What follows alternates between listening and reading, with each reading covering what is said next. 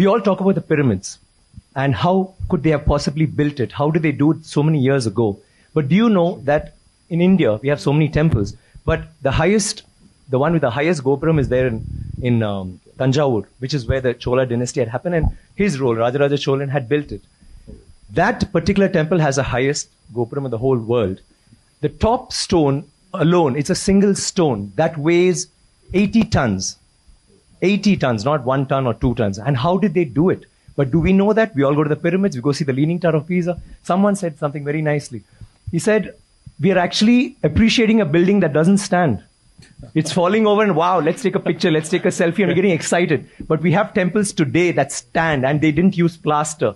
Do you know that for this particular stone, they had to use a ramp, which was 6 kilometers long, which was pulled by bulls, elephants, and people. 6 kilometers long to get it up there, without any machinery, without any cranes, without anything. And they didn't have plaster. It's withstood 6 earthquakes. You know what happens when an earthquake comes? Without plaster. What they have done is they have an outer wall. Then inside that, they have a corridor of 6 feet, which is an open, just a corridor.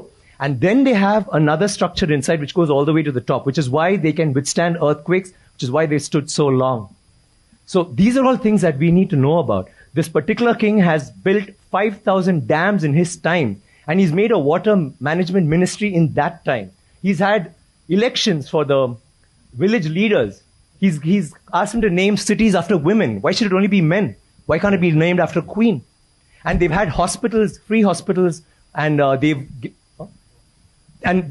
he actually brought loans. I mean, he used to give loans. He used to help people get dignity, not just throw money around. So this is something that's so illustrious. And this happened in the 9th century. I'm sorry, I'm taking so much time. It happened in the 9th century when the rest of the world, you talk about superpowers today, the 9th century, all this happened when we had the biggest maritime naval thing in the world. And it went all the way to Bali, all the way to Malaysia, and went till we sent emissaries to China. And you know what was the superpower doing then? America hadn't been discovered by Columbus till 500 years later.